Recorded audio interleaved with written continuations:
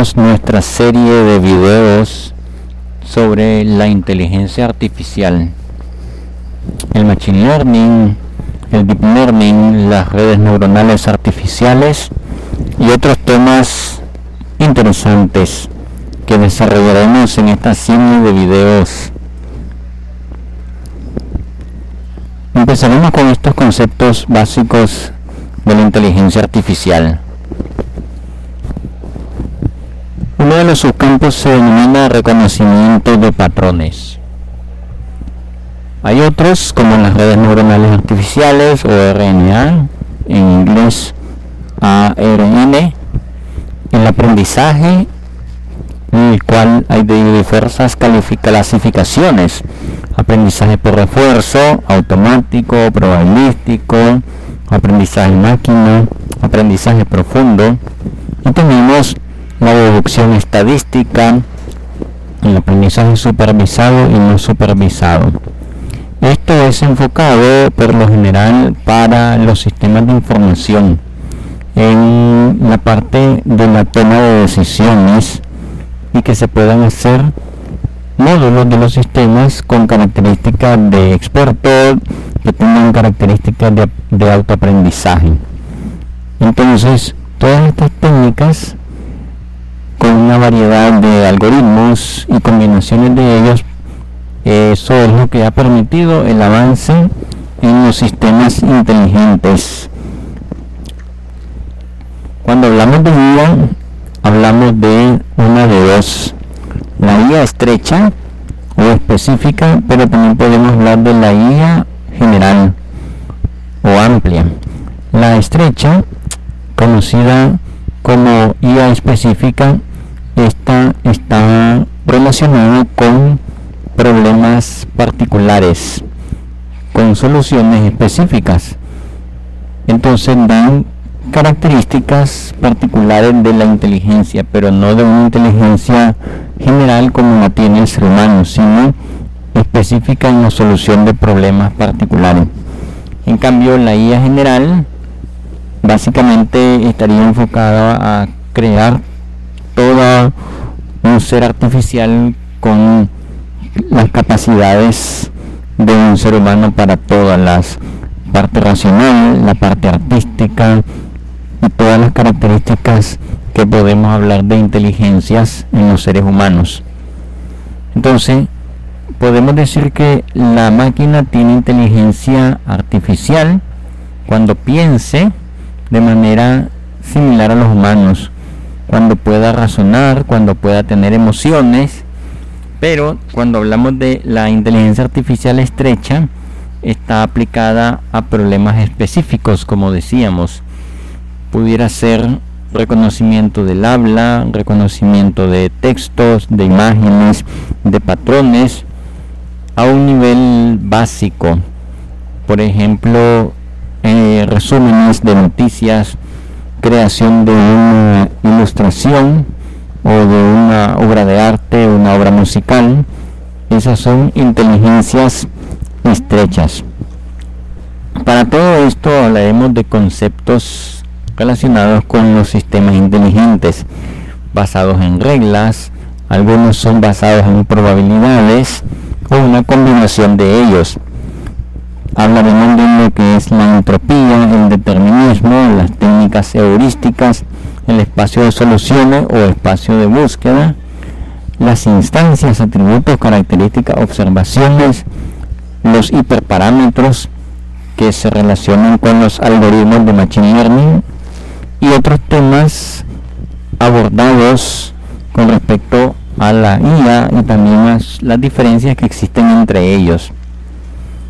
Aunque la IA es nueva en ciertos aspectos, pues desde sus inicios, ya por el término de los años 50, esto viene generando un nuevo interés por especialistas en áreas más recientes, como la ciencia de datos o data science, el machine learning, ya los hemos mencionado anteriormente, y otros. Y también en las profesiones, como por ejemplo el ingeniero de datos, el arquitecto de datos, y así sucesivamente especializaciones en el conocimiento y en los puestos laborales. Entonces, la IA puede ser definida como un área de la ciencia de la computación. Hablamos de máquinas que realizan actividades que usualmente diríamos que la hacen los seres humanos, pero podemos darle ciertas características a la máquina para emular este comportamiento del ser humano. Si resulta algo lógico, pudiéramos decir que la computadora tiene inteligencia. No así el caso de una calculadora, que simplemente por sumar, restar o hacer operaciones aritméticas básicas le diríamos que la calculadora es inteligente. En este caso, para que el término no quede muy ambiguo, tenemos otro término, como que la IA es una disciplina de las ciencias computacionales que estudia cómo las máquinas pueden imitar la inteligencia humana. Entonces, igual a veces no se puede aplicar este concepto bajo ciertas premisas. Aún no tenemos aplicaciones de la IA para pensar, para realizar algunas funciones, pero sí podemos mejorar la precisión y la rapidez en ciertas áreas de los datos. Tenemos un mayor rendimiento y mayor calidad en los mismos, en su representación visual, gráfica o en su procesamiento. Entonces, inteligencia humana e inteligencia artificial todavía no han llegado a confundirse, o simplemente podemos encontrar pequeñas tendencias, sobre todo en la IA estrecha, que van orientadas a simular los sentidos de los seres humanos y de los seres vivos en ciertos aspectos. También tenemos el reconocimiento y la clasificación de objetos con muestras. La IA necesita muchos datos para poder reconocer una simple letra, una simple imagen. En cambio, la inteligencia de un niño pequeño de 3 años, 5 años, podría reconocer una letra con hacerles unos pequeños bocetos de una letra o de un carácter, o la silueta o la sombra de un animal, poderlo identificar rápidamente. Sin embargo, la IA necesitaría gran cantidad de imágenes con muchas variantes para poder reconocer e identificar el mismo carácter o animal o el objeto del que se esté tratando. Entonces, la característica del ser humano de la flexibilidad en cuanto a la forma de aprender, de discernir, el análisis, la síntesis, la capacidad de abstracción, no la logra la computadora con ninguna técnica, por muy avanzada que sea en sus métodos de aprendizaje, de transferencia del aprendizaje, porque requieren gran cantidad de datos de entrada y mucho procesamiento, mucho consumo de recursos para poder llegar a la misma conclusión. Pero va por el camino tratando de emular estos comportamientos con diferentes técnicas. Entonces, la IA con sus algoritmos necesitaría cientos de miles de registros para reconocer un simple patrón, a diferencia de la inteligencia humana. Sin embargo, la IA es popular por la parte del marketing, por la parte comercial, porque tiene ciertas características como la rapidez, la precisión, la seguridad, el caos desorganizado del mundo con tantas fuentes de información múltiple que abruman, y ninguna persona en todos sus años de vida tendría la capacidad de procesar gran cantidad de información de manera eficiente.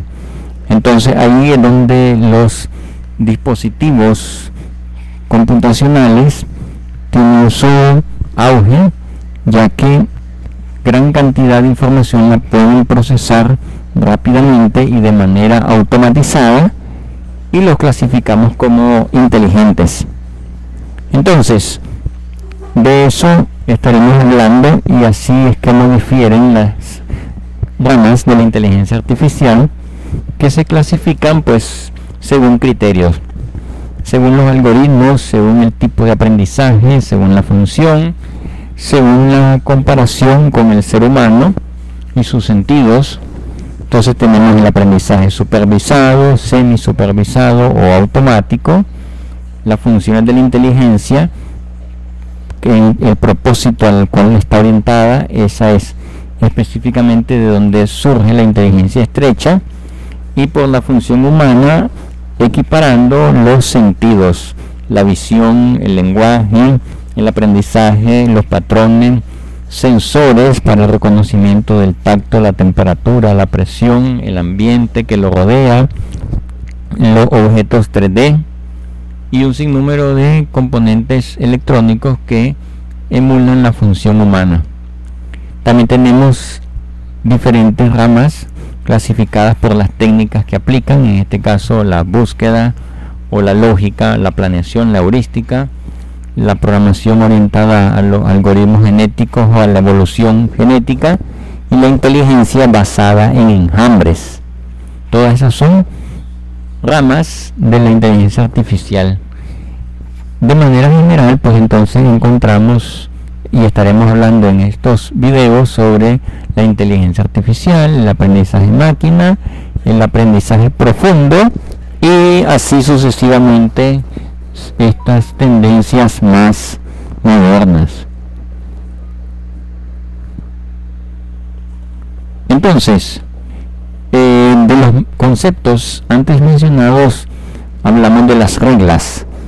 Una regla es una generalización de un conjunto de hechos, resulta de un tránsito, es decir, pasar de algo observado, particular o específico ya a algo mayor, al cumplimiento de siempre algo que suceda, dada una causa, establecer la consecuencia.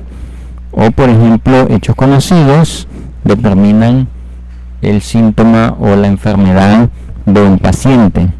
El cumplimiento de que un paciente que tenga 37 grados de temperatura pues ya entra en fiebre, ¿verdad? Y entonces son criterios que se van estableciendo como reglas.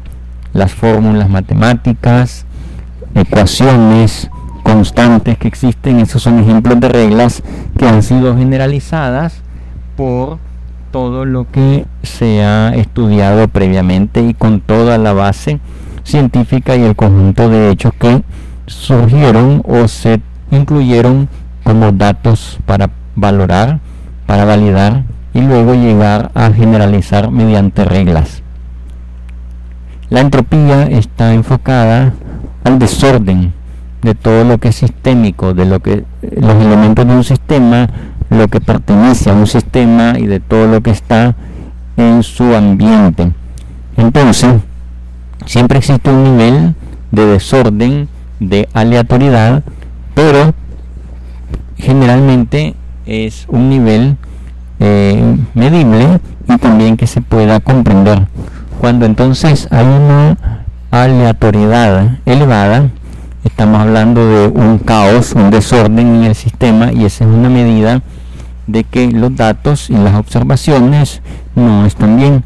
Por tanto, allí tenemos un caso donde esos datos recopilados no pudieran entrar como fuentes para posteriormente elaborar reglas o generalizar. Entonces tendremos entropía alta, datos con alta variabilidad y no nos sirven para predecir. Eso nos va a dificultar establecer modelos y posteriormente nuestros algoritmos de Machine Learning y Deep Learning no aprenderían, no nos sirven esas fuentes para entrenamiento. Entonces la entropía debiera tender a cero y por tanto los valores altos, bajos no son válidos, pueden ser válidos. Estaríamos hablando de problemas con la cardinalidad, que es lo que sucede con la interrelación entre los múltiples datos registrados en sus relaciones con otras tablas. Por ejemplo, en las bases de datos fueron recopilados en diferentes lugares, diferentes personas, no se homogenizaron los formatos de entrada, la naturaleza de los datos que se plasmó fue diferente y por tanto estos valores pueden salirse de lo esperado y tenemos problemas para utilizarlos. También hablamos del determinismo. Un algoritmo es 100% predecible, no tiene posibilidad de fallo, entonces estamos hablando de determinismo. Un algoritmo determinista haría cosas que siempre resultan de la misma manera, pero cuando no es determinista, sus resultados no son lo esperado de acuerdo a su programación. Entonces estaríamos hablando un poco más allá adelante de lo que lograríamos establecer como aprendizaje. Y también hablamos de técnicas heurísticas, procedimientos para incrementar la confianza en las soluciones de nuestros sistemas informáticos con alta calidad, un costo computacional razonable y un valor óptimo y factible. Es decir, tendremos acá que validar si el costo de procesar los datos vale la pena para que el sistema haga un diagnóstico con cierta probabilidad o cierto nivel de confianza, pero todo esto con un costo computacional favorable en tiempo, en recursos y demás elementos que intervienen. Entonces tendríamos soluciones aceptables, buenas, muy buenas, excelentes, y eso variará en cuanto al tiempo, a la forma, a la precisión y a los datos, a su naturaleza, a la entropía previamente establecida, y pues estableceremos un criterio. Ahora bien, en cuanto al espacio de soluciones o espacio de búsqueda, estamos hablando sobre el dominio de lo que se especializará el sistema experto o el sistema orientado a la toma de decisiones, en este caso el sistema inteligente. Cuando hablamos del dominio, estaríamos diciendo algo relacionado a la ciencia, a las disciplinas, a lo que una persona que estudia una carrera es su ambiente en el cual tiene conocimiento y experiencia. Ese es lo que él domina, la persona domina, y por tanto el dominio de un sistema estaría enfocado en su capacidad de poder comprender ese tipo de datos. Por ejemplo, un sistema experto médico, trataremos de recopilar datos de enfermedades, de pacientes, de tratamientos, pero no le podemos incluir a este sistema datos de venta, de publicidad, porque no estamos tomando en cuenta el dominio al cual se va a orientar ese sistema. Similar a como una persona que estudió una carrera, domina, tiene conocimientos y habilidades sobre esos temas, sobre esa formación científica o académica, pero en otras áreas del conocimiento puede ser que no tenga la más mínima idea de lo que se trata, y entonces esa comparación es lo que hablamos del dominio para los sistemas inteligentes, y en eso es que vamos a determinar las funciones que tendrá, la forma en que funcionarán los algoritmos, la estructura que tendrán, la intercomunicación y los datos y los conceptos manejados por los sistemas inteligentes. También hablamos de instancias, que son como entradas o los registros que nosotros estamos acostumbrados a tratar en las bases de datos. Las instancias son los valores de los atributos.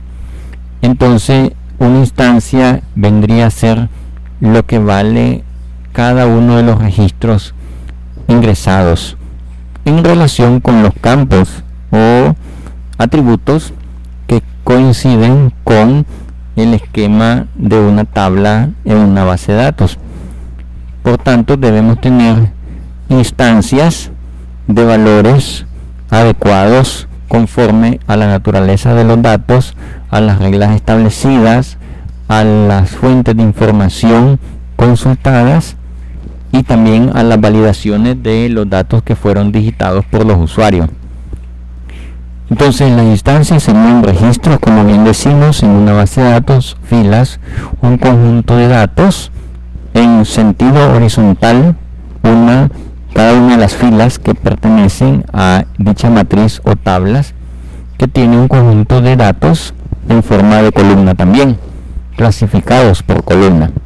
Y estos atributos son, como bien decimos, las columnas o campos de esta tabla, correspondiente a características que están asociadas a una misma entidad o tabla, porque se agrupan, porque tienen cierta similitud entre ellas, y todas esas características o atributos determinan una entidad.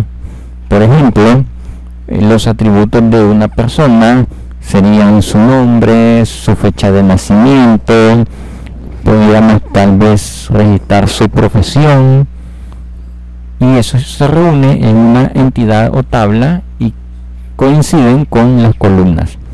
Aquí en este caso también se les conoce como características, pero de todos los atributos, los principales son los que tratamos como características.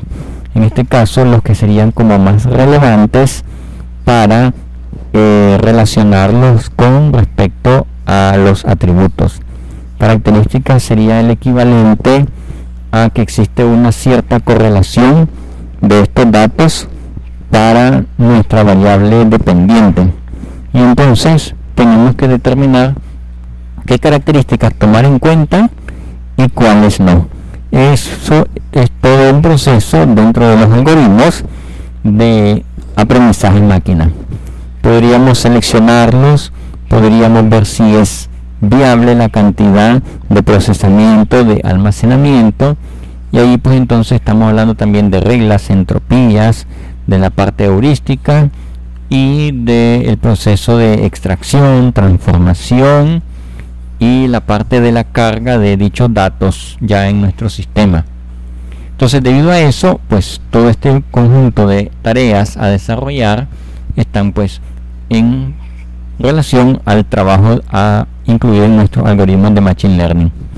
Entonces, atributos que seleccionaremos según los algoritmos de Machine Learning, según los parámetros que necesitan estos algoritmos, según su relación que tengan, cómo los podemos agrupar, según las reglas que podemos incluir o que determinan, y también más adelante el tipo de aprendizaje que pudiéramos incluir en nuestro sistema, ya sea supervisado, semiautomático o semisupervisado, y el automático totalmente, con sus diferentes algoritmos, como por ejemplo las regresiones, para determinar valores dentro de los rangos adecuados. Entonces, en estas técnicas del Machine Learning existe lo que se llama la reducción dimensional, que sería la cantidad de características mínimas que nos pueden determinar los elementos, o en este caso el equivalente a nuestras entidades, para poderlos asociar atributos que serían determinantes de nuestros campos. Entonces, eso enfocado al Machine Learning, principalmente a los atributos que son más representativos dentro de dichas entidades. Entonces, muchas estrategias trabajaremos, pero básicamente dos para los atributos. Lo que estaríamos en relación al entrenamiento, pero también a los algoritmos que se tienen que evaluar por su comportamiento, por su precisión. Esas son las dos opciones más importantes para determinar dichos atributos, los cuales son los mejores o más indicados. Entonces, en estos algoritmos tendríamos de clasificación, de predicción, de entrenamiento, y cada uno de ellos tienen atributos que se pueden o no manejar en diferente escala numérica, si se pudieran cuantificar o si pudieran discretizarse según categorías que pudiéramos establecer a las cuales pertenecen dichos atributos. Finalmente, todas estas características en el estudio que estemos realizando para el Machine Learning tendrán algunas que establecerse mediciones y tendríamos que buscar cómo eliminar el valor del error, el ruido obtenido en las observaciones y evitar que se altere de cualquier manera las observaciones, es decir, las instancias de nuestros registros. Y así el proceso de entrenamiento será más adecuado. Cuando ya entramos a los algoritmos, los pesos asociados al entrenamiento serán también adecuados y tendríamos una mejor respuesta de nuestros algoritmos de Machine Learning. Entonces, controlando lo que va a ejecutar el algoritmo y los posibles resultados, tendríamos un mejor rendimiento de nuestro código. Así entonces, en los hiperparámetros podemos hablar de el sesgo, la función de activación, la inicialización de los pesos y la tasa de aprendizaje, que son hiperparámetros solicitados a veces en estos algoritmos, y otra lista más detallada también de dichos hiperparámetros.